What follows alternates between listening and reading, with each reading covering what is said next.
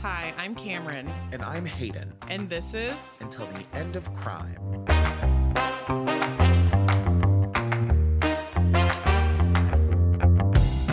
Hi, listeners. Just a heads up, there was some weird echo sound that was picking up from my mic on my audio. So if you're catching that, I apologize, but we appreciate you listening. Hayden?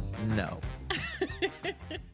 Yes, what? What do you know about Colombia? Colombia. I know that Colombia is where they recorded the most recent season of, or the only season of Drag Race Global All-Stars. And they've also recorded other Drag Race versus the World seasons in Colombia because they have like really relaxed visa requirements. And so it's easy for different queens across different countries to come to Colombia to record. Is there like any other cursory information that you have about the country? I think that it has a reputation for being dangerous, like on the Real Housewives of Salt Lake City. Oh my God. Lisa Barlow's son, Jack, gets his mission to go to Bogota in Colombia, and she does a confessional where she's like, oh my God, my friend's son just served his mission in Bogota, and he... Bogota. Okay, Bogota, I don't know, but she talks about how he gets held up at gunpoint once a week, so he carries... Once a week. Yes, once a week. Of course. And so he carries cash on him and he just throws a few dollars to the people who hold him up and they let him go. Oh, they also have fine dining. What is Colombia known for? Drugs. And? Murder. And its tropical climate. Not Colombian coffee? Oh! Jesus. Not coffee. I'm sorry. Single origin. Coffee light and roast. Cocaine. Come on. Coffee and cocaine. Well, I said drugs. Caffeine is a drug. So I answered your question correctly. So you okay. All right. I see how today is gonna go. All right. Just for the record, I had, what do you know about Colombia? And in parentheses, keep this one brief. And you talked about the Real Housewives of Salt Lake City. It's so good. I just started season 5. That's not even my final question. Oh God. Yeah. Okay. What's your next question? What do you know about MD Anderson Cancer Center in Houston? I know that now it's the MD Anderson Center. They have cancer marked through on their advertising. So I think they're just the MD Anderson Center now. Okay. Because they're eliminating cancer. But I know that it is like a It is a premier cancer treatment center. If you have cancer, you want to go to MD Anderson because they're going to work to cure it. It is the #1 cancer hospital in the U.S. for the last 10 years. Wow. It's been the top 2 in the U.S., mostly #1 since 1990. Wow. And it was, in 2021, ranked #1 in the world. Okay. So that strike through cancer, yeah, they're doing it. Oh, I didn't realize they were like the preeminent cancer treatment center. Mm-hmm. Okay. Like #1. Well, I'm glad I live in Texas, but I hope I never get cancer. You know, I think that you'll probably need to bleep this, but I know that goes and gets her cancer treatment at MD Anderson. Chris Matt, yeah. who we used to work with. And I think they've had his cancer at bay for a long time. I didn't realize that Chris had cancer at some point. Yeah, he had it in his eyeball. You know what? I'm so off track today, but my first year, I had a student with a glass eye, and he also had some other issues. Mm-hmm. And it was like my second day after getting back after being sick. And he would always like run up my ramp in the portables. Mm-hmm. And he had a shadow. Well, not a shadow. He had a Peter Pan. He had a paraprofessional. He had a para who moved with him throughout the day primarily. An escort. Yes. And he asked me that second day, have you ever seen some name of an anime? And the paraprofessional whips her head around and she goes, no. And I'm like, no, I've never even heard of that anime. Why? He pulls out his glass eye and says, because I have a glass eye, just like the main character. And then he shows it to the class. You know that para was not paid enough. She None of them are. absolutely wasn't. None of them are, but No. she knew at that moment that eyeball was coming out of his head. She knew, and she tried to stop it, and I can never help myself. You can't. I can't. I never have. You learned from the best. I know. Shout out to Nancy. You could have. And Belinda, honestly. Name a noun. And I remember I was so desperately wanting to do well in that new job, because I felt like I did. I know. And I wanted to prove that I was a good teacher, not just surrounded by people who would say I was a good teacher. And handling that was weird because I laughed, but then I had to immediately say, okay, I think it's really cool that you have a glass eye, but it has to stay in your head while you're in my classroom. We cannot take it out. So what were you talking about with Colombia? Colombia, or how do you say it? Colombia. Marilyn was born in Colombia. Did you know that? I did not. Yeah. Does she have like Colombian roots? Yeah. Her maternal side of her family is Colombian. Oh, that's cool. I didn't know that. Yeah. Okay. Sorry. Back to your story. Yeah. What was the second thing you asked me? MD Anderson. Oh, cancer. Yeah. Got it. Well, cancer hospital, but yeah. Cancer hospital. So I'm going to do a quick shout out to Jana for recommending this case. Oh, yes. Thank you, Jan. That is a fierce diva.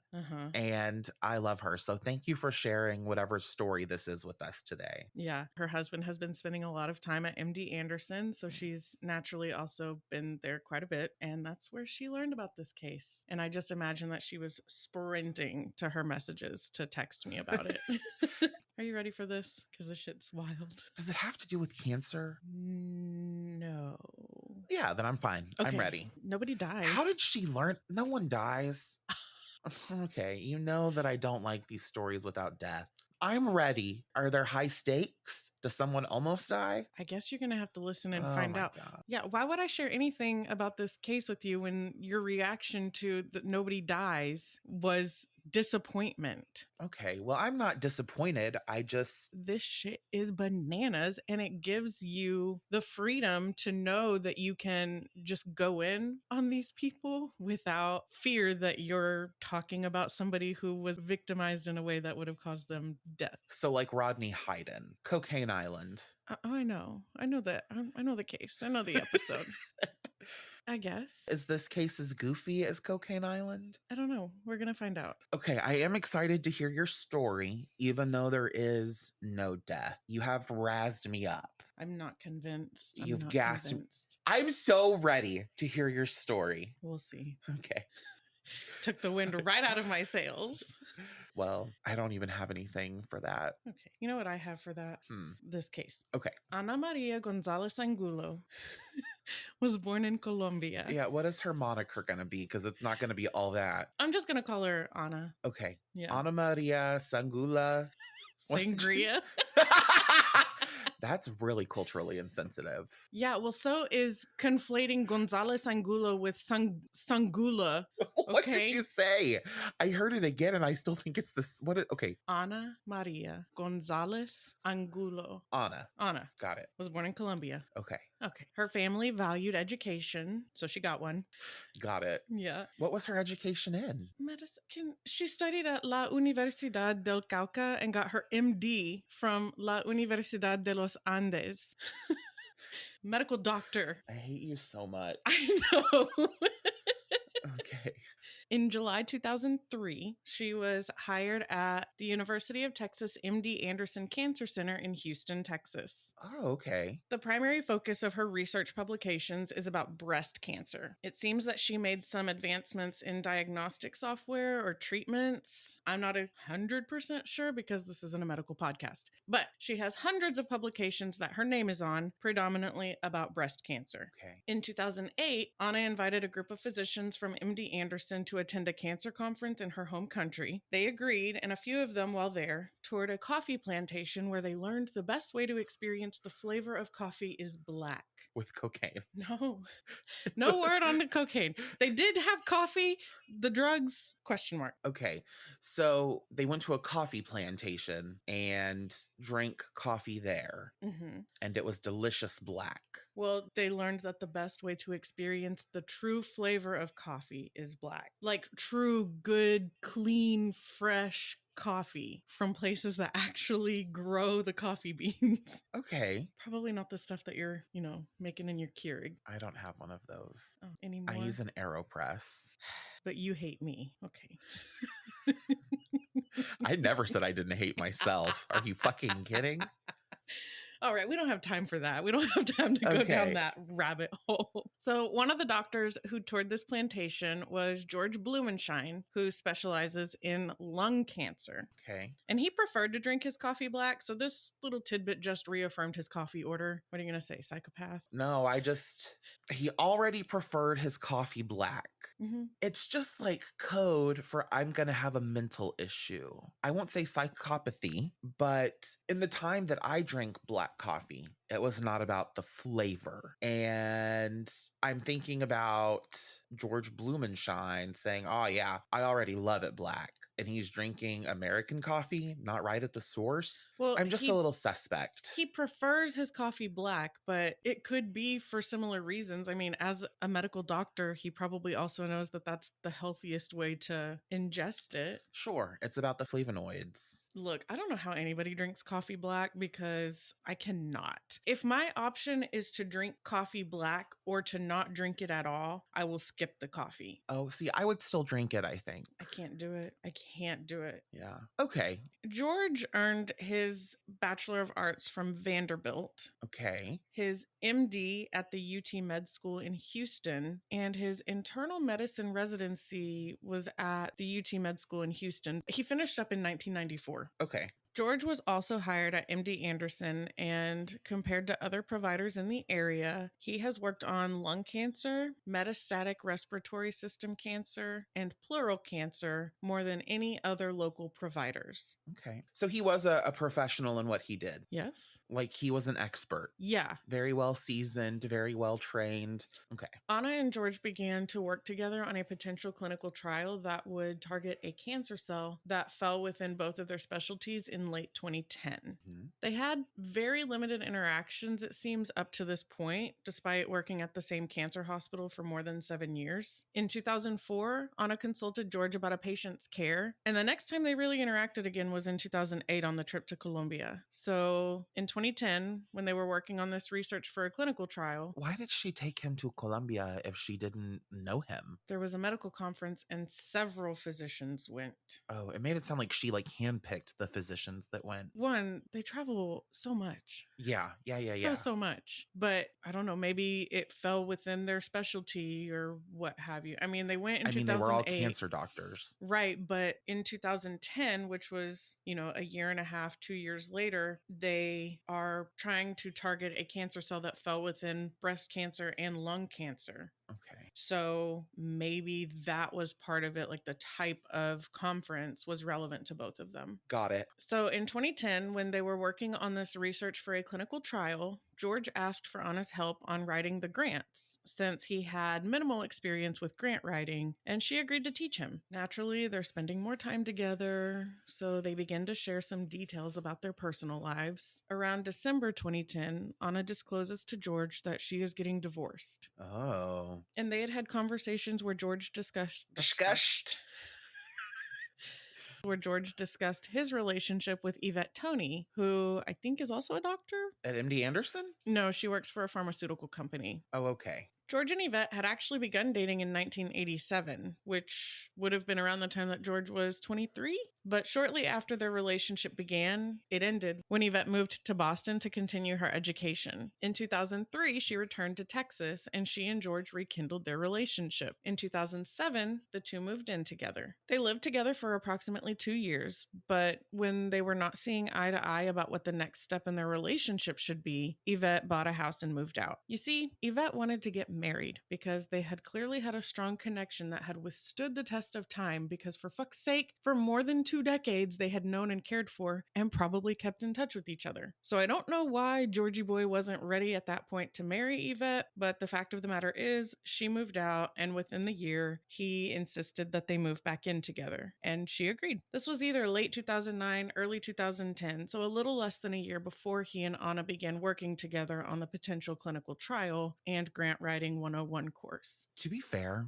I think some people just aren't meant to be married necessarily. Like, I think that people can have these long-standing, ongoing relationships with each other, but they aren't meant to be together and they're not meant to be separated. And I think it's a weird gray space. I remember when I was a child, my parents had, I guess I'll call them couple friends, but it was like they were together, but they were married, but then they weren't married. And then they would spend a lot of time together. And then it would be kind of this ongoing thing. And I remember that I asked my mom, I don't understand this relationship they have, because as a child, well, not that I had a great marriage exemplar to work from, but I knew that what I was seeing was very out of the ordinary. And I remember her explaining that some people can't be together, but they can't be apart. And I feel like as I've grown older, I've seen that more frequently, where there are just some people who can't be together, but they can't be apart. I don't know that that's this situation, but I can understand someone for 2 decades having a relationship, but not having... They didn't.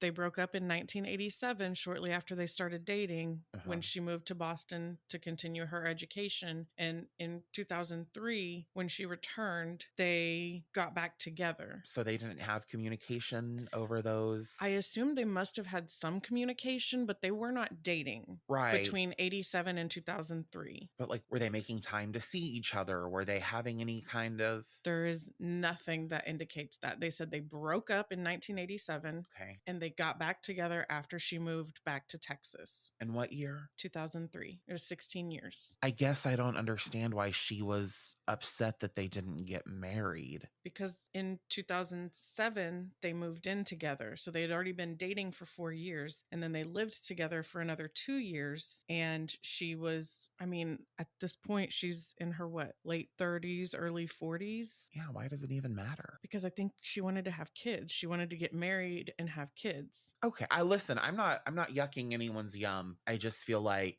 I don't think marriage is for everybody, but I do think if you're in a relationship where you're living together and at least one party in that relationship wants the relationship to move to the next step, then there are 2 courses of action. You either do that or you terminate the relationship, which is what it seems like she tried to do. And then he was like, baby, come back. Okay. Interesting. I got it. Okay. And then shortly after they did move back in together, George and Anna started working on their potential clinical trial, and she was teaching him how to write grants. Okay. And remember, December 2010 is when Anna told George that she was going through a divorce. December 2010 is also when Anna... My father died. When Anna emailed George... Sorry, go ahead. Anna emailed George. And I have a few snippets of quotes and information from the email, but I could not find the email in its entirety, and I'm still saddened by that, which feels really shitty when you just talked about your dead dad, but okay. No, it's okay. I'm ready to hear what was in this email. Yeah, so she emailed him about the grant writing she'd been tutoring him over, and she wrote, quote, "Love to work with you on these grants. P.S. I've seen how you seem to really like children. I think you'd be a great dad. You should have kids," end quote. How fucking weird. I think it's sweet. No. Sorry, you're my coworker and you think you need to tell me that I'd be a good parent? Well, I don't care. He seems to really like children. Yeah. There were also a lot of ellipses just in that quote alone. Okay. Well, I wonder what was omitted. It's just weird to me, because if you have a professional relationship, I don't know why you're remarking on someone's aptitude for children. I don't have any kind of desire to have children. It doesn't exist. And so it's kind of an evocative statement for me personally. I shouldn't push that onto George. No, I think it is. I think that's a weird thing to... It is a weird thing to say, comment right? on. Yeah, okay. I thought you were disagreeing with me. I think you and your bestie, unless they're saying, I want to have kids, and the other person is saying, I think that you would be a really good parent. Karen, you would be such. This is a professional relationship. You're going to need to stop. Yeah, It's just a weird thing to comment on in general. One, you're talking to somebody about, really, if you boil it down to everything, their sex life. yes. Which is whenever people talk about Or their ability to kids, procreate. right? Yeah, there's so much there. Just don't. Yeah, or even PSA. who's to say he didn't have a child that died? Or who's to say that he doesn't have a child somewhere? Listen, it sounds like their relationship was getting way too intimate for me, especially if you're in a professional setting. Yeah. I'm sure we're going to get there, though. About 7 to 8 months after this very sweet email, George was at his computer working on something for their collaborative research, and he indicated to Anna something that she should see on the screen. So she comes over and looks at the screen. She's trying to get the best angle possible, but since George is seated in front of the monitor, arguably the best vantage point for viewing the screen, she takes up residence on his knee. She must have confused him for Santa because then she asked for a pony. No, she did not. No. Oh, stupid.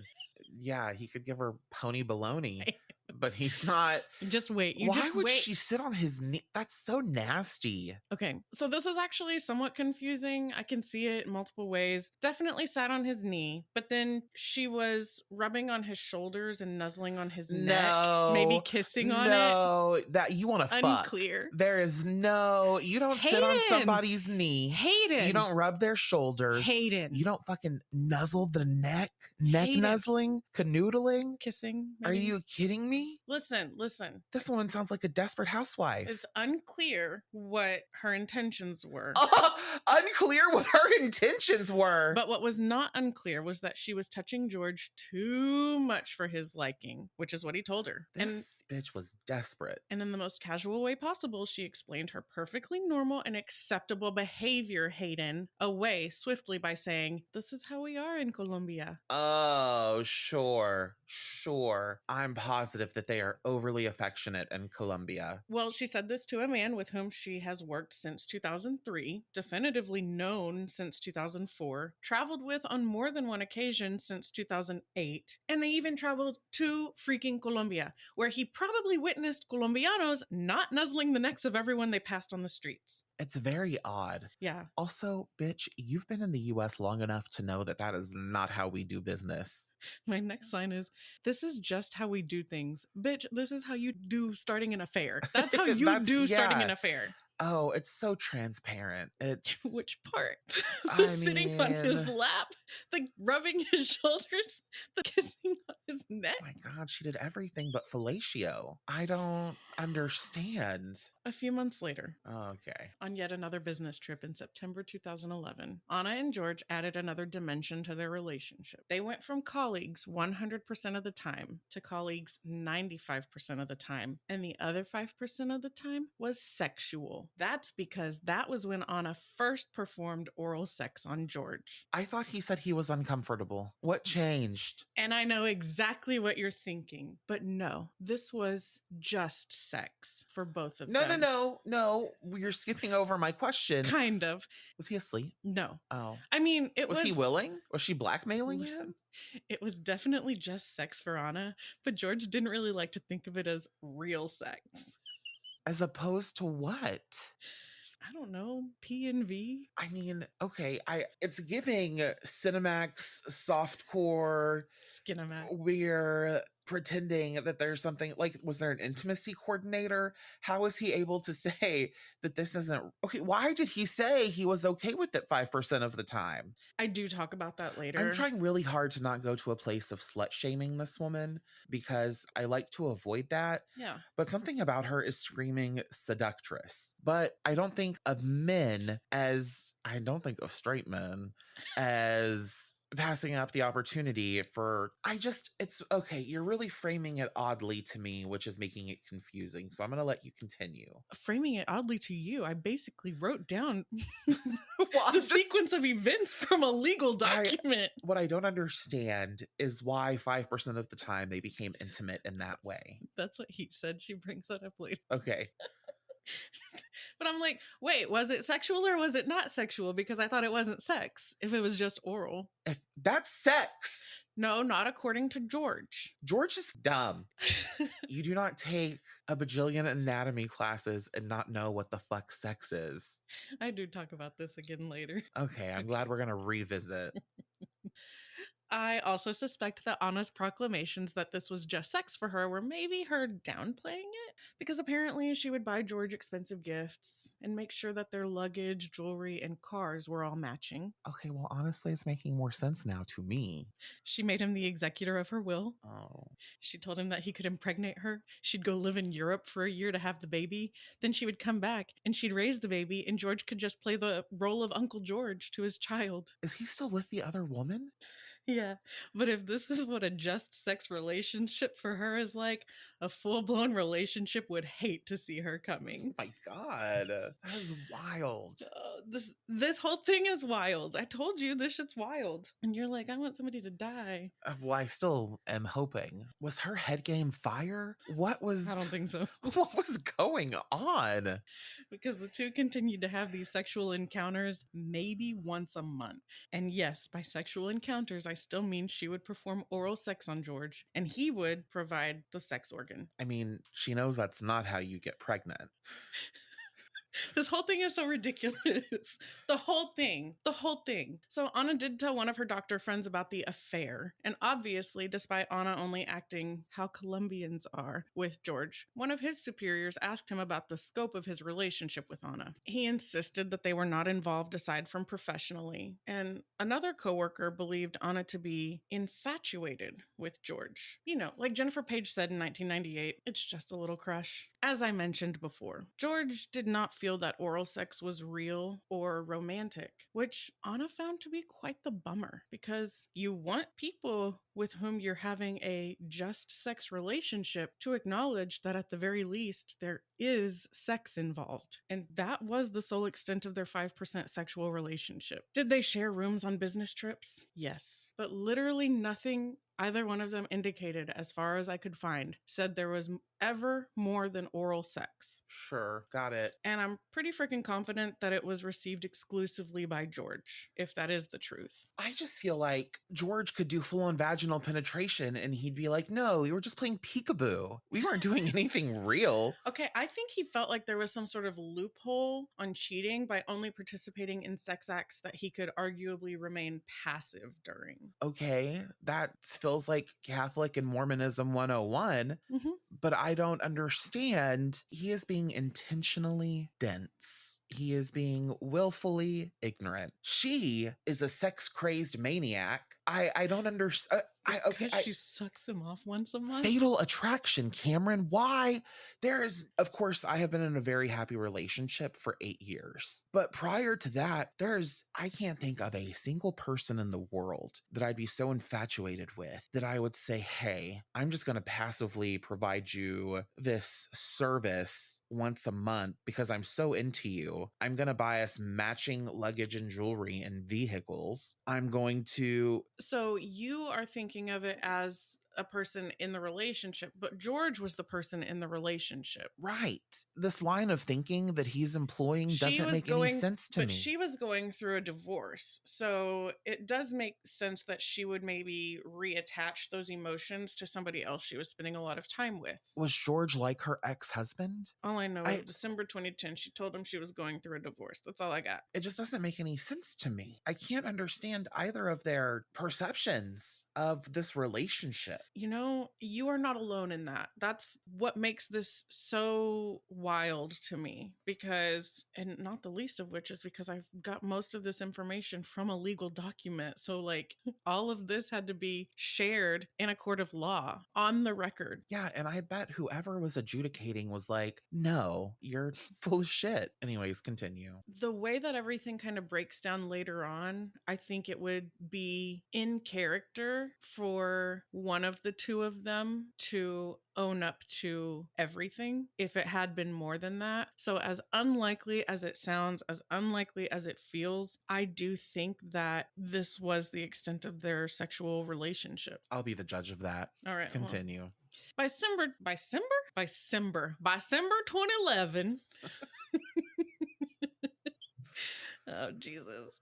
By December 2011, George had been asked to be a reference for a friend who was trying to adopt. Anna somehow caught wind of pieces of this adoption application, and she confronted George angrily because Anna believed that George was applying to adopt a child of his own. Does she know he doesn't even like kids? And naturally, no, he seems to really like them. She's seen him with them. And naturally, whenever your friend may be in the beginning stages of adoption, you surreptitiously find out and get mad. That's what everyone does, right? But it didn't make a lot of sense to George. He was confused by Anna's anger. For one, he wasn't planning to adopt. And he also didn't know or understand how Anna had linked his name to any adoption agency because adoption references were supposed to be confidential. It doesn't seem that anybody fully understands how she found out because she just said that someone she knew had seen his name on a list, and that's how she came to assume that he was adopting. I do have a theory. We can maybe revisit that later. Probably not. I don't know that it's worthwhile. But if the non-adoption upset Anna as much as it didn't hinder George and Yvette from discussing starting a family 6 months after this confrontation in May 2012. Not long after they began planning to add to their family, Yvette became pregnant with twins. This is an aside and is just conjecture on my part, but this makes me think about how I taught and coached at a large school in Austin that was affluent, and we had a meet the coaches night at a little wine bar near the school, and I taught several students who were twins. I taught 2 sets of twins,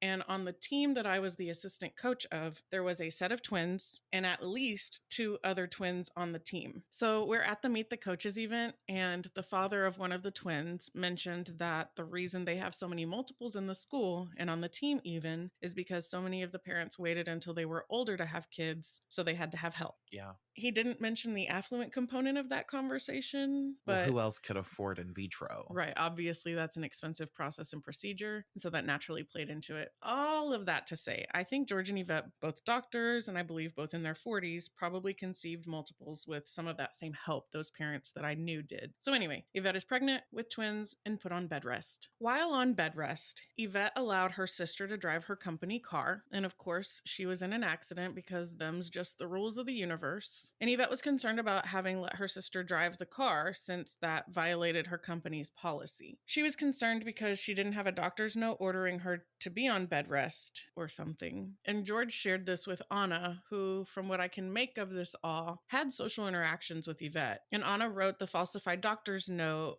for Yvette despite never having treated or seen her in a medical capacity. So she was fine with George and Yvette having children. But she writes the note because while George shared the concerns about the car with Anna, he seems to have left out that Yvette was on bed rest because she was carrying his twins. And Anna was not aware of Yvette's pregnancy at all. Yeah, otherwise she would have killed her. So September 2012 brought sorrow for George and Yvette when she suffered a miscarriage of both twins. Oh, no. And at this point, probably due in part to his grief, George confided in Anna of the pregnancy and miscarriage. And Anna took it exceptionally well. According to a coworker and friend of Anna, she was noticeably agitated and emotional around September 2012, to the point that this friend suggested counseling to her. It does not appear that this friend and coworker was directly aware of the cause of Anna's distress. At the end of November, upon their return home from Thanksgiving at George's parents' home, the couple discovered a letter addressed to Yvette that said, "He's interfering in my working life. She's interfering in your personal life. We should meet to discuss this at Starbucks because things will become more complicated with Anna's impending pregnancy." I'm sorry, what? That's right. Anna was pregnant with George's child, and it was a medical miracle. She was having his throat baby. Who did she send this letter to? The letter was left for Yvette, I think on her car maybe, over the Thanksgiving day or so that they spent at George's parents' home. And Anna left it on the car. No, anonymous letter. Anonymous. That was stupid. Well, oh my God. I'm having his Throat baby. You know what's crazy? Is I don't understand how Anna got pregnant with Jorge's baby. Jorge is crazy. Jorge is wild. Excuse me, Georg. So throat baby. And this mysterious letter writer somehow knew about this pregnancy, even though they didn't seem to know how to correctly spell Yvette's name or Anna's name. Because Yvette's name is spelled with an E, and this note, it was spelled with a Y. And Anna's name is A-N-A, but they put 2 N's in it. Of course, this aroused aroused suspicion for Yvette, who asked George if he was having an affair with Anna. And of course, he denied it because remember, it wasn't an affair. Oral sex doesn't count as sex for pulmonary oncologists. It's weird that they both went to medical school. Not the same medical school, but oral sex isn't sex, but can get you pregnant. These are doctors. And the number one, well, you know what? It's not the number one OBGYN in the world, clearly. But this just goes to show you, the Colombian sex ed course is just as bad as the US sex ed course. I digress. George called Anna to ask about the note. Anna offered to go to the meeting at Starbucks with Yvette. No one ended up going to the meeting, with Anna blowing off the note by saying someone was just jealous of the work she and George were doing together. Okay. George didn't press the issue anymore, but did place the note in his work bag. She also mentioned that she developed this theory after receiving 2 direct calls on her hospital phone from a no-name number that essentially said that if she kept working with George, something bad would happen, and that she needed to stop working with George. Again, she kind of shook off these warnings as professional envy. None of these incidents were reported to the police, nor was the following incident, which had been relayed to George by another coworker. And while I haven't included the names of these coworkers, all of these doctors that have been peripherally involved in this case were all different doctors. Only 1 or 2 ended up being recurring characters, so I'll name them as they come up. So this coworker calls George and tells him about a physical attack on Anna. George grew concerned and called her to ask her about it. She told the classic tale, we've all heard it, of a black woman and man who beat her as she went to check her mail. This Black Widow is like submitting herself to getting fake beat up to gain sympathy from George. She's nuts. She is crazy. Fake beat up? Yes. She was kicked in the ribs. Yeah, by someone she paid. She was stepped on. That bitch threw herself into the counter. She was kicked in the stomach. If she's flexible, and she kicking was herself. And she was told that she had better stop working with him. She's nuts. George and Yvette never saw any injuries on Anna, despite permitting her to stay with them immediately following the assault. Why would you let this woman into your home? Why? I feel like Yvette has to be more sensible than this. I don't understand. If this story does not end with them in a throuple or a polycule or some kind of relationship where they're all involved, they should all be ashamed, because they are allowing this kind of incestuous, path-crossing, line-blurring shenanigans. So they let her stay with them after the assault. Stupid. Fucking stupid. And several weeks after this very brutal and real attack, she amended what this couple yelled at her as they were beating her by adding that they said that she would not be having his baby. She said this to George and Yvette? Yeah. I'm assuming the hises are supposed to indicate George. The original doctor who had called George initially to tell him about this very factual attactual also did not see any indication of a beating or bruising on Anna's face the next time she saw her. Did you mean to say factual attactual? Yeah. Stupid. It's in my script. Okay. And this was sus. Wait. You said factual attactual, and that's all I listened to. The doctor who had called George to tell him about the attack never saw any indication of a beating or bruising on Anna's face. Well, no shit, but go ahead. No, you were like, she hired somebody to beat her up. Nah. No, she was just, I don't know, beat with pillows or something. Pillow fight. Things were getting really crazy. So while just getting there. Yeah. Just getting there. Yeah. So while Anna was staying with George and Yvette, they all sat down to discuss theories about who could be behind the note, the phone calls, and the true and real attack. George was at a loss. Yvette was at a loss. Anna was not at a loss. She threw yet another coworker under the bus because, naturally, Dr. Funda Merrick Bernstam was jealous of the work that Anna and I can tell you right now that Dr. Together. Funda does not give a fuck about what they're doing. Dr. Merrick Bernstam was jealous of the work that Anna and George were doing together. And so the obvious solution was for Anna to fly 2 bodyguards in from Colombia, possibly first class, but who really knows? And then she would investigate the envious Dr. Merrick Bernstam. Cameron, this is such a farce. Nothing about this is real. This is so fake. This is so wild. This is not fake. This happened. Okay, sure. Okay, so the day after this conversation, which I assume was had while she was staying with the couple after the brutal attack she barely survived. George and Anna were leaving on a business trip, but George was concerned about leaving Yvette alone after all of the weirdness. So he asked Yvette's cousin Malcolm to come stay the night with her while he would be gone. Upon their return to Houston, Anna's eye was finally black, which it very distinctly had not been the day of or the day following the attack, and Anna had a hushed conversation with George because her eye wasn't the only suspicious development in this story. No. Apparently, Anna had it on good authority that a black man had stayed the night at George's house while they were gone. This racist bitch. She is nuts. And George was like, yeah, no shit, that's Yvette's cousin whom I asked Malcolm. to stay here, but how the fuck do you know that? Turns out she just was like, well, I had the house watched because of suspicious notes and calls and attacks on women as they were checking their mail. And George was like, what the hell? Don't ever do that again. And she was like, yeah, you got it. Of course. I won't have your house staked out again. No big deal. You got it. It might have been the Colombian bodyguards. I'm not exactly sure. This man's so stupid. That's not an allegation. That's a fact. Is his IQ 12? Wow, how is he not piecing any of this together? He's too busy working on solving lung cancer. Too busy getting meaningless fellatio 5% of the time he's with Anna. Days into 2013, Yvette needed to have a procedure that would help increase the likelihood of her carrying a pregnancy to term, since she and George were still wanting to reproduce. George drove her to the women's hospital in her car, probably not her company car, and then he went to work for a little while. After that, he returned to the hospital to check on Yvette, and he spent most of the next few days at the hospital with Yvette. But he told Anna that he had spent the majority of the time he wasn't at work at home. She got mad and accused him of lying because she had had him followed and knew for a fact that he had been at the women's hospital. So she was probably also lying when she agreed to not have his house staked out. Or maybe she was playing fast and loose with the semantics of it all and she was having him tailed, not his house. Can't be sure. Later that month, George attended a conference in San Diego with at least one other oncologist from MD Anderson. Neither Yvette nor Anna were on this trip, so George sat next to Dr. Mark Gilbert on the plane. They both ate the same airline meal. They shared a bottle of wine.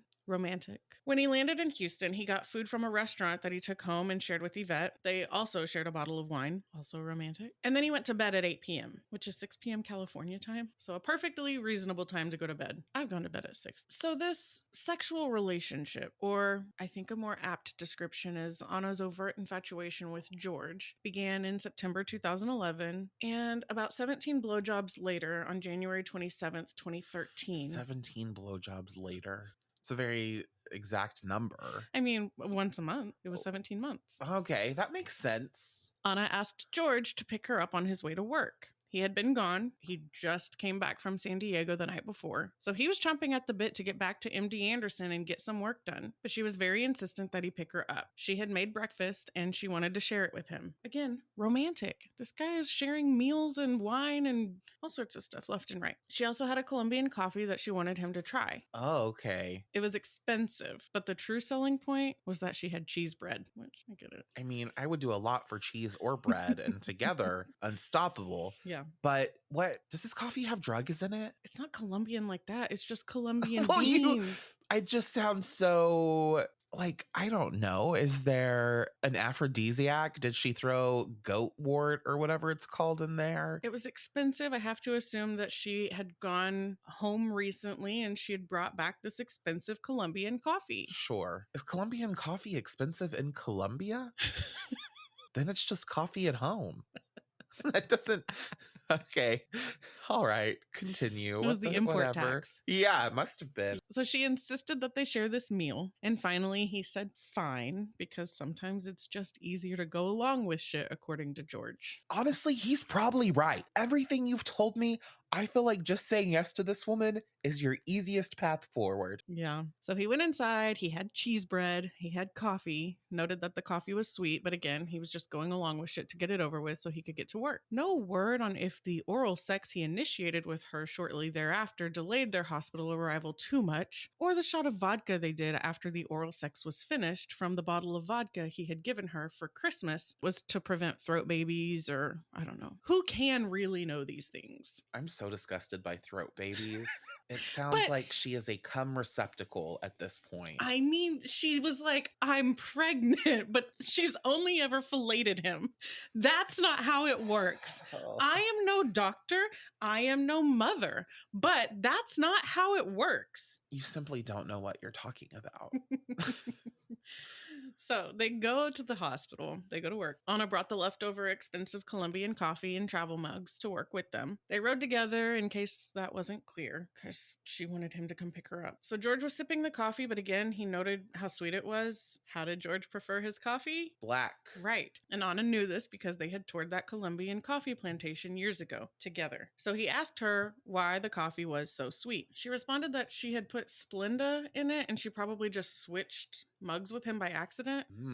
George tried, but was not able to finish the coffee because it was just too sweet for his liking. He went to make another cup of coffee, but Anna, nurturer that she is, said she would make it for him. She returned with a full mug of coffee and the mug he had been drinking from before that was still about a quarter filled. She told him that the coffee had been very expensive and that he should finish it. He tried another sip, couldn't do it, trashed the rest of that mug, and started in on the fresh mug. It was not anywhere near as sweet as the first mug, but he suspected that she had cut the coffee with some of the coffee from the first mug to dilute the Splenda. Okay. A few hours later, George started exhibiting signs that he may be having a stroke. Yeah. Was it arsenic? Anna told him he just hadn't had enough to eat and that his sugar was probably low. Oh, causing stroke symptoms? She was like, trust me, I'm a doctor. And he was like, me too. But he called Yvette, who urged him to go to a hospital. Instead, he kept trying to push through at work, as anyone would, but coworkers noted that he looked off. He continued to work for 6 more hours until quitting time at 5 because he and Anna had a work dinner to attend. I'm so sick of George. I don't understand. First off, if you give me something in a way that you know I don't like it, I'm not drinking it. I don't care how much I like you. I don't care how much I love you. What about if the person giving it to you is hella crazy and you've just been pacifying them for... Yeah, my mom has given me drinks I don't like a lot of times, and I still don't drink it, even though she's crazy and pacifying her is easier. That doesn't sound like Belinda to me at all. Belinda, protect yourself. She wouldn't save yourself. She wouldn't put vanilla creamer in mashed potatoes. That doesn't sound anything like her. I can't actually believe this. I have drank everything that Belinda gave me, and sometimes it makes me do rolling splits on the ground. How do you not know? Like, you're obviously being poisoned. He's exhibiting signs of having a stroke. I don't know where you're getting this poison from. And then he works for 6 more hours while he's stroking out? Well, he had been gone. He had a lot of work to get caught up on. Yeah, you're about to be dead. This fucking Black Widow is ready to either have you or you die. You don't get another option. Does Yvette know? Like, Yvette knows they had an affair, right? That they're having this She asked, ongoing... and they said no. I don't give a fuck who she asked. How many times do you have to ask before you're like, I'm done asking this question? I know that that's what's going on. I know. Relationships are hard and they are complicated. And if you really love someone, you want to believe the best and you want to believe what they tell you. So I understand that perspective. I guess even up until you said that they invited Anna to stay with them. She asked and they said yes. I know. But even up until that point, I understood Yvette's choices. But when they decided to allow her to stay with them and then her husband continued to go on work trips with her, I think I would have been out. I'm sorry. Like, I don't know how this ultimately ends yet, except no one dies. But I know that it feels like a great deal of everything that's happened and will happen could have been avoided. It could have we could have said, sorry, crazy bitch. I think you're going to have to stop filleting me and either we just get back to work or you leave me alone. It's just so. But if everything that could have been avoided in your life was avoided, then are you really living? Yeah, pleasantly. There's a lot of shit I wish I could have gone back and avoided. This is mystifying, beguiling. I am feeling incredibly incredulous right now. I have such an inability to believe that he could answer yes to every question on the autism inventory. And I still don't understand how he's having these thoughts. I'm just glad that you're not feeling homicidal. Not yet. Stay tuned for the thrilling conclusion of this podcast where The Hayden thrilling murders conclusion of me Until the on End of mic. Crime. In fact, crime was not ended. Only I will be. Okay, so again, Anna told George that he was hypoglycemic, so she made him a plate of cheese, bread, and sausage.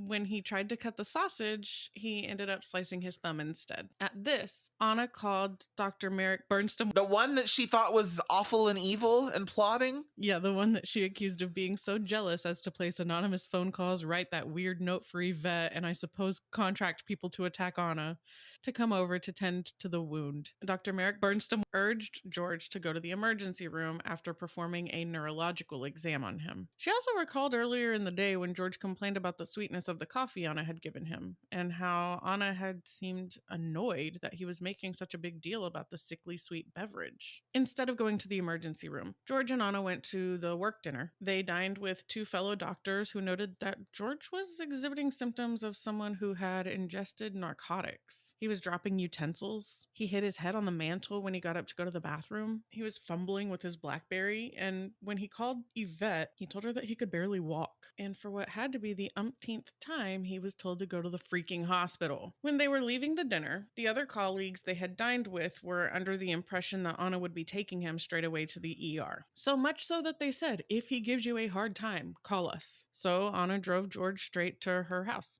And when he asked for his car keys, she wouldn't give them to him, which probably was for the best. Still fumbling and barely able to walk, George dropped his BlackBerry in the toilet.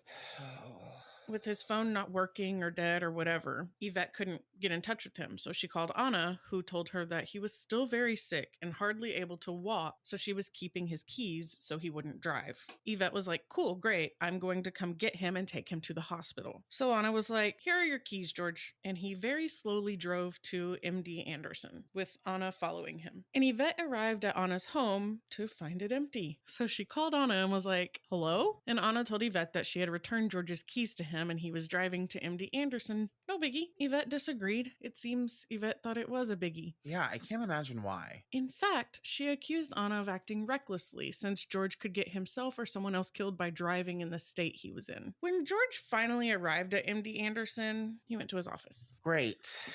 Fantastic. Yvette actually recorded a video of George on a bench outside the hospital to document his behavior and tried to convince him that he did need to go to the ER. And Anna is sitting next to him on the bench. 20 minutes after going to his office, he finally went to the damn emergency room. And Anna was like, I can fill out the paperwork, which Yvette found odd since she didn't think Anna would have all of the necessary information, such as George's social security number. One of the two women was listed as George's spouse in his medical records, but I don't know which one because the sentence wasn't clear. I think it was Yvette, but if it was, I'm not sure that was relevant. So I don't think it would have been included. So I think it must have been Anna. Right. So either way, Yvette did not know that there was a spouse listed in his records. The medical team ruled out a stroke by running tests, despite his symptoms making that a likely diagnosis. They discovered that his blood had a high level of acid in it, which was causing damage to his kidneys. Ooh. So he was admitted and was put on dialysis. A time later, a nurse noticed that there was a white sediment in his urine, which was viewed under a microscope. And lo and behold, there were crystals everywhere. Beautiful, sparkling urine. That's not good. I mean, I know that we all know that's not good, but crystallized urine is shiny, yeah, shimmering. It's indicative that something is very, very wrong. Yeah, it's an indicator of ethylene glycol present in the system. Anna was still there when they came in with the images of the crystals, to which she said something to the effect of, oh, that looks like ethylene glycol poisoning. I've seen it so many times back in Colombia. This stupid bitch. What is going on? Hi, I'm from Colombia, and that's where I learned about ethanol? Ethylene glycol. Ethylene glycol poisoning, which I did when I made his coffee super sweet. Are you having a stroke? Oh, it's not even funny. You know, I think I have those all the time. And you're like, what time is it? Okay. And did Yvette finally say, this is weird? Let me get there. Okay. So, Dr. Merrick Bernstrom, the jealous, vindictive doctor who also was Anna's first call when George sliced his thumb, came to the hospital to see George, and Anna was still freaking there. And she suggested that this might be the work of Yvette. She was actually telling any of their coworkers who came into the room that she thought Yvette could be behind this. And it is suspicious because I don't know how much you know about ethylene glycol, but it is a component commonly found in antifreeze. And for those cool chemistry cats out there, the compound name for sugar shares the same root as glycol, glycerin, sugar, glycol, glycerin. So there might be something to that if you think really, really hard about how Yvette was giving George something that was really sweet earlier in the day. Anna was telling... But Yvette didn't give him something sweet. It was Anna. Well, Anna said that Yvette probably poisoned him. Right. Yeah. But the really sweet thing was the coffee Anna gave him. Wow, it just feels like you're like trying to make something fit that doesn't actually Yeah. fit. You're right. I don't know what I'm thinking. Yeah, Anna was telling everyone that of course Yvette would have poisoned George. She had miscarried their twins and was still trying to conceive and hadn't yet, despite having that procedure a few weeks prior.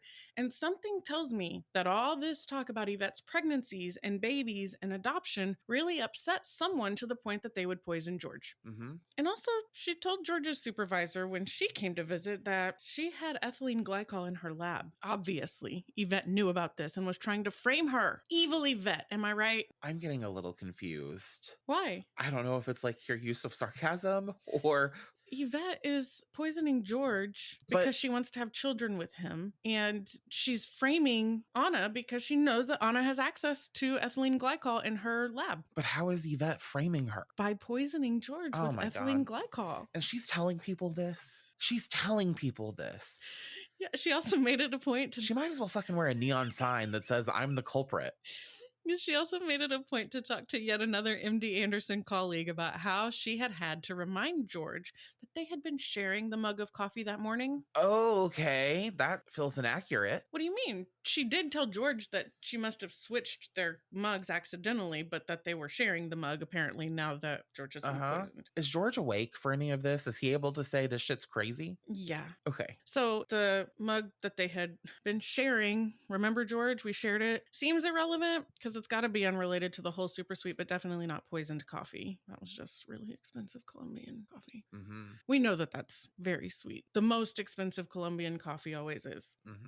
Once it had been confirmed to be ethylene glycol poisoning, Dr. Kristen Price began to investigate the source of how it got into his system, since ethylene glycol is found in antifreeze, but also commonly in labs at MD Anderson. In her investigation, she obviously spoke to Anna, who worked pretty closely with George, and who had been with him for a substantial portion of the day. Anna did talk about how he had been slurring his words, so she suggested that they go to her house so that he could take a nap. Oddly, this mention of trying to get him to go to her house for a nap was the only mention she made of him going to her house, but they didn't go to her house for a nap. He was there that morning for breakfast, and then the evening when he cut his thumb, but she didn't mention those trips to her house. She did mention that Yvette doesn't like her. Okay, that's because important. She and George spend a good amount of time together. And after this, Dr. Price was sought out several times by Anna as she remembered things or thought of information that may be useful for the investigation into the source of the poison. She told her that she loved George like a brother. And everyone gives blowjobs to their brothers. This crazy bitch. She mentioned that they had done a shot of vodka together the morning of January 27th, told her that Yvette's cousin Malcolm, assumably, had been the one who had attacked her at the mailboxes with a male friend. Okay. That's right. She had hired an investigator. And despite originally being attacked by a man and a woman, it was actually two men. She didn't go to the police with this riveting information because her private investigator was from Colombia and she didn't want him to get involved. Oh. She voiced concern over the fact that George had a research grant with Yvette's company, GlaxoSmithKline. Each time Dr. Price was approached with information by Anna, she recommended she go to the police, who were conducting the criminal investigation into the poisoning. Dr. Price wasn't the only person Anna went to with concerns about the situation. She texted George angrily, saying she would be a suspect because of the ethylene glycol access in her lab, and accusing Yvette of being behind the super real brutal assault she suffered that caused that delayed black eye. One of the times she visited George in the hospital, he said he needed his computer, which was in his work bag because he had bills he needed to pay. So Anna offered to retrieve it for him. And when she came back, everything in the bag was accounted for, with the exception of that mysterious note left on Yvette's car around Thanksgiving. Anna had known the note was in his work bag because he had told her as much on a previous occasion. All the while, George was laid up in the hospital. He was nervous. He was fairly certain he was intentionally poisoned, and he was fairly certain he knew by whom. His wife. Yvette, right?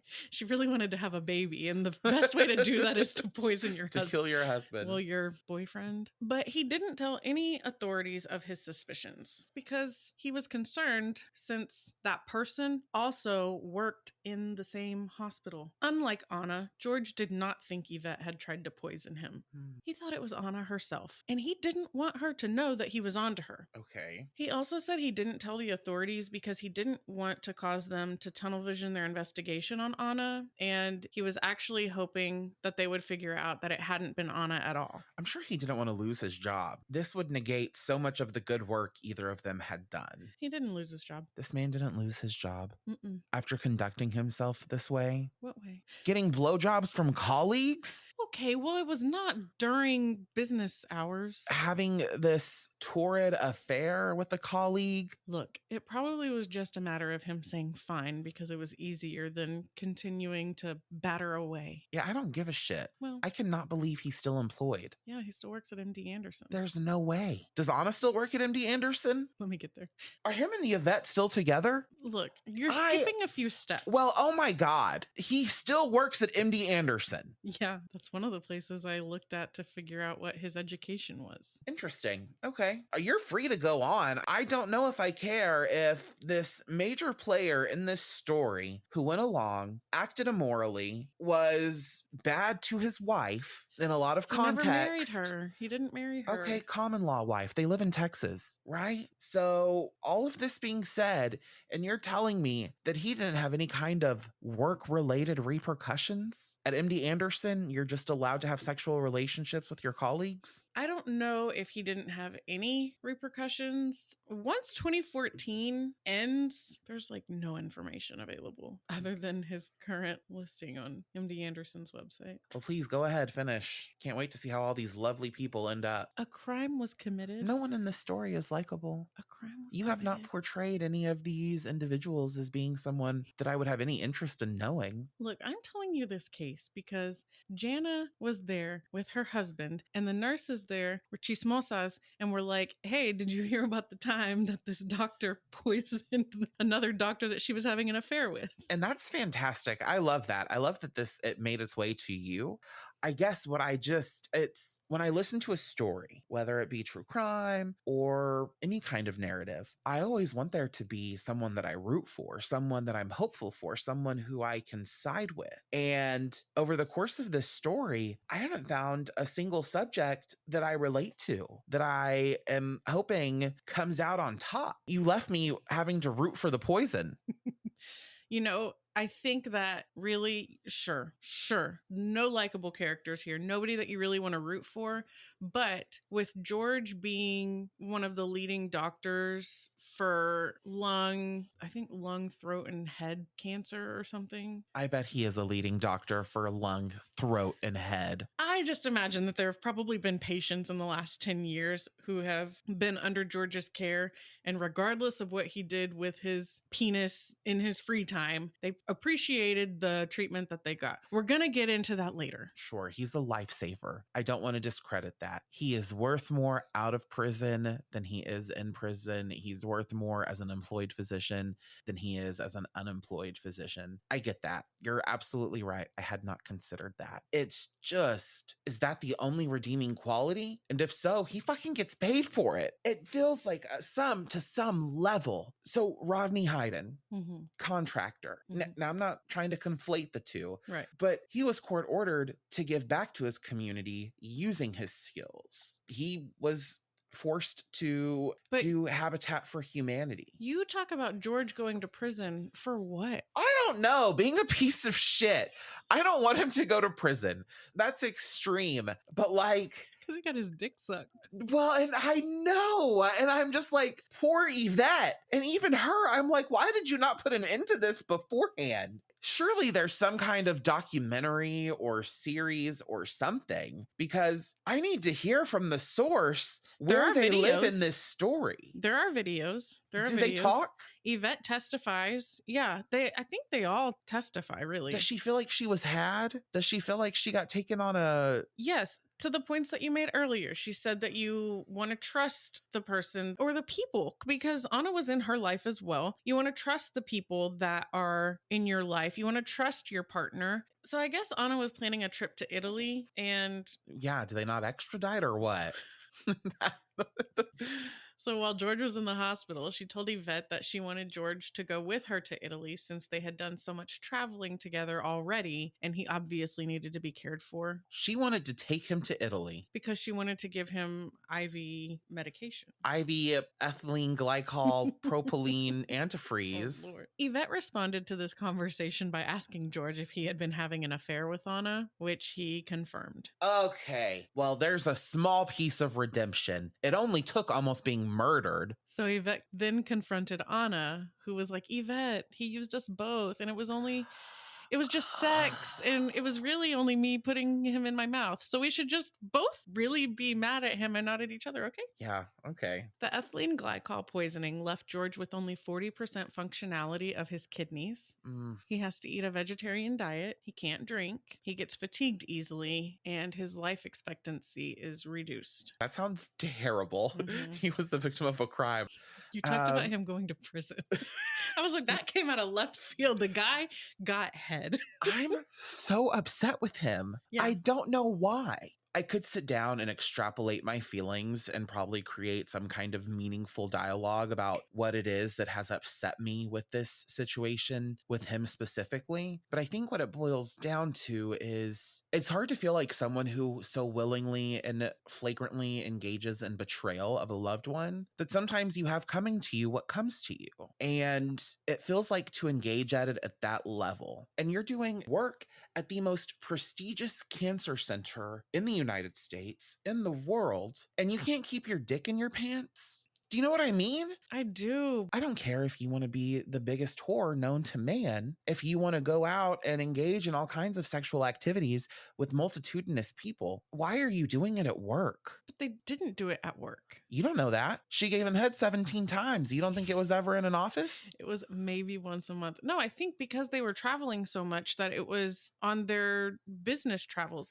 That's why I think that maybe once a month. That's still MD Anderson business. Okay, but that doesn't mean that you don't leave the conference and go to the hotel bar and have a drink. You wouldn't do that when you were on company time. I also wouldn't sleep for 6 to 8 hours on company time, but I'm gonna sleep if I'm overnight somewhere. Would it be different if he was masturbating while he was on these trips? It reeks of some kind of inexplicable privilege that you think that, I guess, because you are who you are, you can engage in these relationships and you can behave this way at work or at work-related functions, and it's all hunky-dory. See, I think that she is off her rocker. We're talking about Anna, right? Yes, I think Anna is entirely... Obviously Anna, right. For sure. No, I know, but I think that when you start talking about I have a feeling George, she's going to get her just desserts. I know that's coming. When you're talking about George, I think you're doing it out of the context of Anna. Like, he went to her house to pick her up because he said it was just easier to say okay and go over there to pick her up and then to have the cheese bread and to drink the super sweet coffee. I know, but what I'm saying is everything about their dynamic, you can tell in that moment. Like, she's buying him expensive gifts. She is making sure that they've got matching luggage and that they're going to the same conferences, I assume. And he never thought this is too much? I think he did, but because he was shitting where he eats, how do you and that's untangle my point. The two? Why are you shitting where you eat to begin with? Well, because it was just a blowjob to start off. Yeah, And then it was matching jewelry. it negates the good work that you do, and it discredits the people who work closely with you. I'm not saying that he's not capable of doing good work or that he doesn't do good work, but what I am saying is that when you behave that way, when you have the privilege of using your skills at MD Anderson Cancer Center or Center, I don't know. It just feels so icky. I am selfish. I don't know. I wouldn't want to do that to the people that I work with. It's too much for me. You're selfish, so you would consider your coworkers? You would think that what you did outside of work was a reflection of your coworkers? Even if you are outside of work, it is still something that is going to taint the perception of your work. So if you have collaborators, if you are working on projects with other physicians, with other researchers, and your reputation is sunk because you are having inappropriate relationships, and I'm not saying that all of those things happen, but I'm talking about perspective. I'm talking about how people view it. Do you think that you can say two doctors are having an affair and that no one's going to assume they ever did anything sexual at work, or that they might have been inappropriate in the decisions that they made? How could that have affected a patient's care? How could that have affected the work that you were doing together? You had worked together on a specific cancer gene or cancer type or whatever the research was. Are you doing cancer research or are you screwing? I just think that it's selfish in the context of all of these things that you are doing personally that can be seen as immoral have the ability to taint people's perception of your work. And that's not fair to the other people involved. That's what I think. I don't know if that makes sense to you, but that is what I believe. It's not that it doesn't make sense. I just have a hard time because I think that you can be really good at medicine and also not a good person. Sure, absolutely. You can be good at anything and not be a good person. But the unfortunate truth is that that does have an effect. Not as much of one as you would have hoped. I never batted an eye that he still worked there. Once he was released from the hospital, he resumed work. And I can't believe he still works there. Right. I don't know. On February 22nd, George was released from the hospital, and Anna offered for him to come stay at her place, which I imagine went over like a turd in a punch bowl. But she was like, I can administer IV fluids. And George said, nah, fam, last time you administered fluids to me, I ended up in the hospital for nearly a month. Mm-hmm. Well, he didn't say that part. Weird how he can finally say no. He's poisoned. It makes me think of, what was his name from? He could have said no before. He could have said, Yvette, yes, I have had sexual relations with that woman. And then all of this could have been avoided. He could have said no like he did the first time. Yeah. He could have kept saying no, and he didn't. Right. What was that guy's name in our very first case? John Rasmussen. Yeah. When he was like, yeah, it was just easier to fuck my ex than it was to say no. You do take so much issue with infidelity. I do, especially when it's, I couldn't say no. So I can't. It's so hard for me to have sympathy for people that I just couldn't say no. Okay, sure, Jan. So he told her that he was going to go home with Yvette, and Anna was like, Yvette can come too. Slumber party. I can kill both of you. I'll bring the poison. Yeah. Dr. Gilbert, the one George shared that bottle of wine with on the way back from San Diego, must like to attend medical conferences in California because a few months after the San Diego conference, he attended a conference in San Francisco with Anna. During their trip, they discussed George's poisoning, and she suggested that Yvette must have been responsible for the ethylene glycol. George had booked a trip to Italy since he was scheduled to attend a conference there in March 2013, and when Anna offered to go with him to give him the IV drugs, he declined her offer. He was going to take Yvette with him this time, and this was confirmed on his United Airlines account by Anna when she logged in, saw the travel bookings for George and Yvette, and confronted George about this since he had not mentioned Yvette would be going with him. He changed his United Airlines password after that, but that wasn't the only password that Anna had. She was able to log into his email and send herself emails from his account, to which she then replied. When George noticed these reply emails, he had IT look into them, and they determined that someone had been meddling with his email. She apparently had logged into his email once to show another doctor a picture of Yvette, probably trying to gauge this doctor's reaction and size her imaginary competition up, because I don't think that there was a competition. At this point, George and Yvette purchased a recording device to record phone calls with Anna, which they did, and Anna told George about a note she found on her front porch that had been there long enough that her sprinkler system had moistened it, but it was was essentially a note that said, "Good job leaving him alone." And he urged her to go to the police with it. She was like, "No, I can't. I actually made the whole thing up. My bad." Okay. In April, surveillance footage showed Anna near the Conflict of Interest office around the same time that someone who was definitely not Anna wrote a letter to the GlaxoSmithKline company that the grant they had awarded George was probably a conflict of interest. I just don't think she has any business being at the conflict of interest office. I don't think a single person in this case has any business being at a conflict of interest office. So Anna's Unless they're name being called in to be reprimanded. had been misspelled the same way it had in the note left for Yvette the prior November. And 2 weeks later, the Conflict of Interest office also received an email with similar content and misspellings. I can't imagine that Anna wasn't fucking exhausted by this point, because I am. I was very tired at this point in writing this. I was like, this is so much. It's so much. Yeah, I'm one breath away from total checkout. I'm so irritated with this entire group.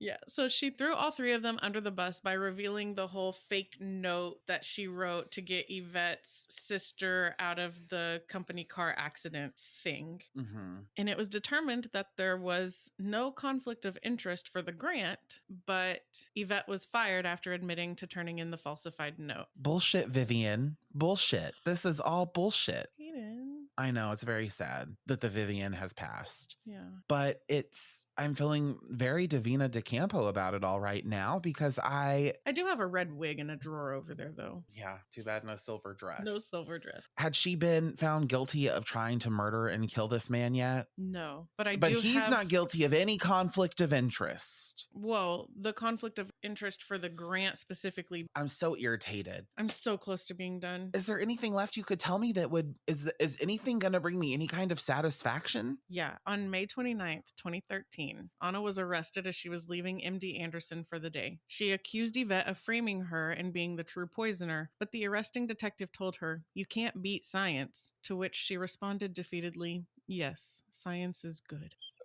All right. We love a level-headed diva. Yeah, level-headed. That's her.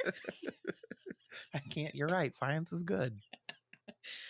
Anna was tried in front of a jury who deliberated for 8 hours and found her guilty of aggravated assault of a person with whom she was in a dating relationship. She was sentenced to 10 years and a $10,000 fine, and her attorney appealed, citing 4 issues. 1. Legal insufficiency with regard to evidence that Anna had poisoned George with ethylene glycol. 2. Unsatisfactory proof that Anna and George's relationship could be considered a dating one. 3. New evidence was discovered, and the court denied Anna's motion for a new trial. And 4, an ear witness had been allowed to identify Anna's voice in a recorded phone call. The appellate court overruled all 4 of the issues that were cited in the appeal and affirmed the original court's ruling and sentence. Anna's lawyer also went on to a news source to indicate that he believed Anna deserved a new trial because a woman in Alaska had reached out to him to tell him of an affair that she and George had had immediately prior to the one he began with Anna. Who cares? No one cares who this man fucks. And no one gives a shit. Well, George had allegedly told this woman that he and Yvette had broken up.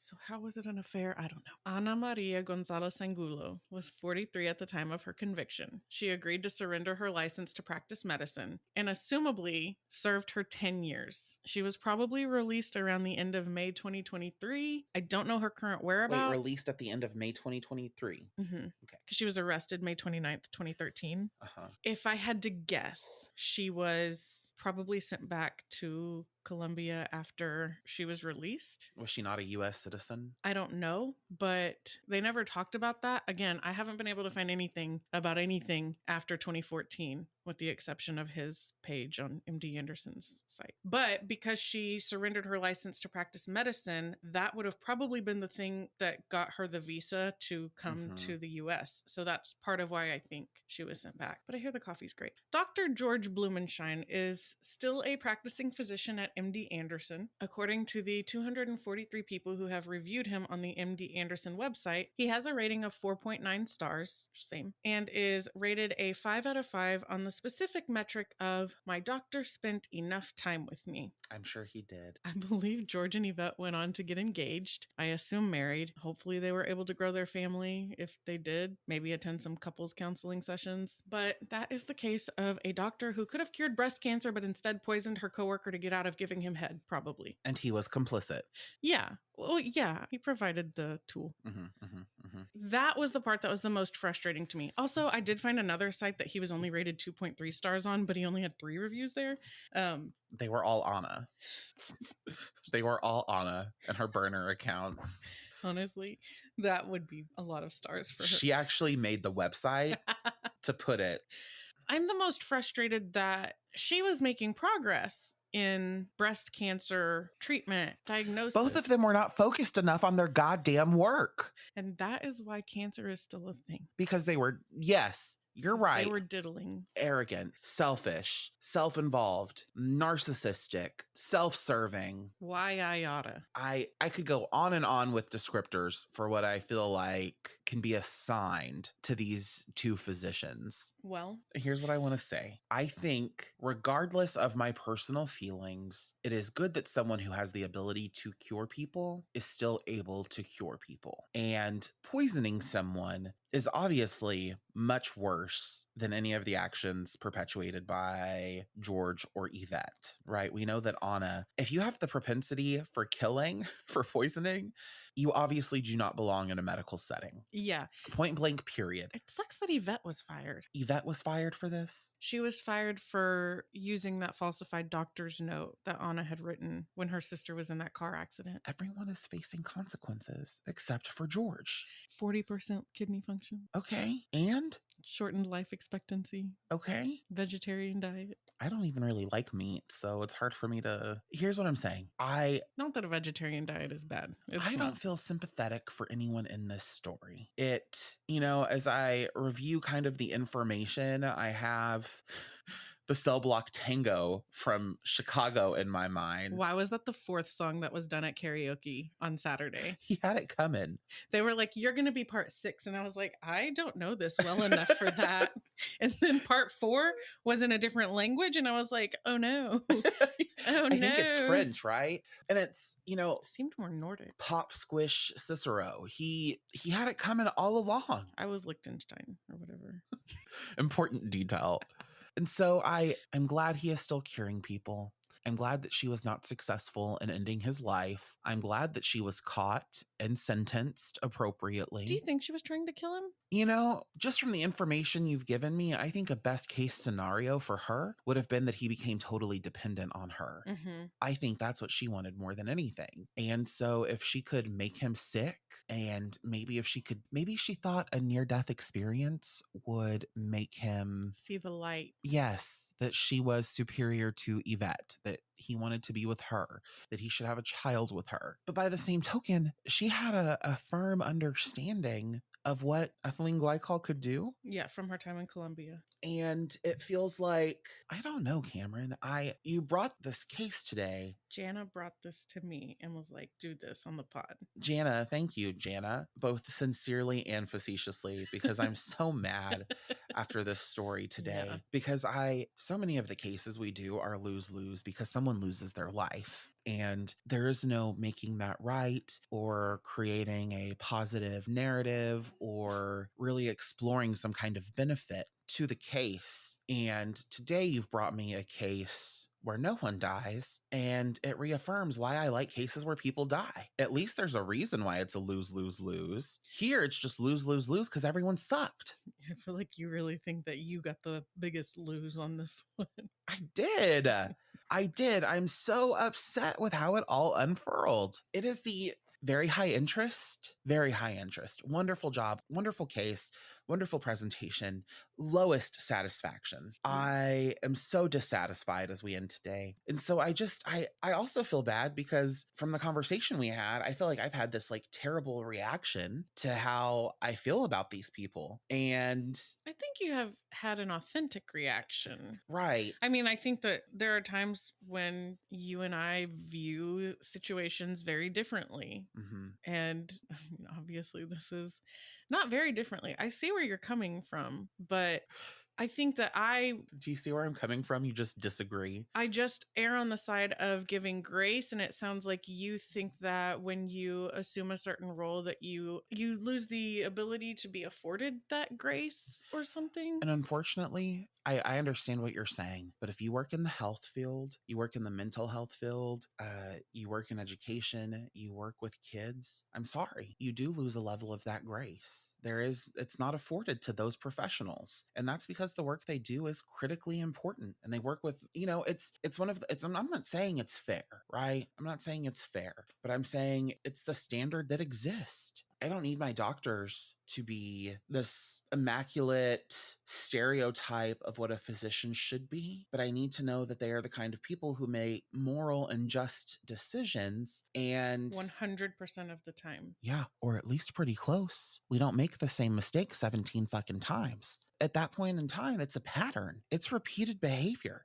There's a difference between an aberration in behavior, a one-off, and then consistently doing something. If this story had been that she went crazy after one blowy, I'd be like, this poor guy. But it wasn't. It was a tryst. He went on trips with her. He engaged in this behavior with her. He knew that he was creating an issue. I knew it was easier to say yes than to say no, to appease her. He was well aware of the situation he was in, and he continued it and perpetuated it for what I believe to be his own gain. Yeah, sometimes I think that people end up in a situation that they don't know how to get out of. But that's not an excuse. Sure. That's not an excuse. Well, now I'm just being berated. Sorry, you're not being berated. I'm just being chastised. No, like you're I'm a not being child chastised. again. It's one of those things where like, I am such a forgiving person. I'm an understanding person. We fuck up, but we don't make the same fuck up over and over and over and over again.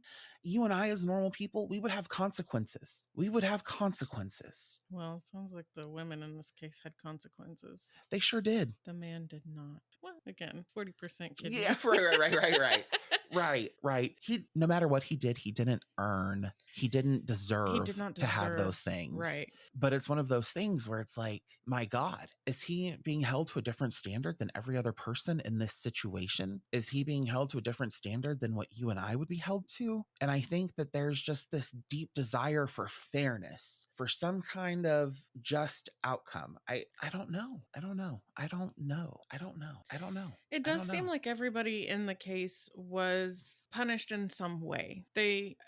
Prison for one, lost her job for another, the kidneys for him. I hope that he at least had to take a class on ethical behavior as a physician. There's honestly no way to know because, again, I was not able to find anything. I wasn't even able to find when or if she had been released. I wasn't able to find anything. And I almost went so far as to try to look up, because I want to say that she was in Gatesville, to see if she was still incarcerated or if it shows her release date or what. But I was like, it's been more than 10 years. She was sentenced to 10 years. She probably didn't serve more than 7 at the most. So it wasn't that you had a bad reaction. You just got really deflated at some point because you were like, everybody sucks.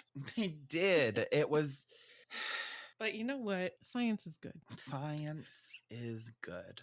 At least there's that. Yeah. I thank you for bringing this case to me today. Jana, thank you. It was enjoyable and not enjoyable at the same time. It was very entertaining. A complete list of sources and any links can be found in the show notes. That's all we've got for this episode. If you enjoyed listening and want to hear more, please subscribe. Give us a 5-star rating and leave a review. Recommend us to a friend and make sure you're following us at End of Crime Pod on Instagram. And like us on Facebook at Until the End of Crime. And I think we've got a TikTok account out there as well, if that's still around by the time this episode comes out. Yeah, also End of Crime. Mm-hmm. Our email address is, you guessed it, endofcrimepod@gmail.com. So feel free to reach out with questions or episode suggestions. Thank you for listening. Until the next crime.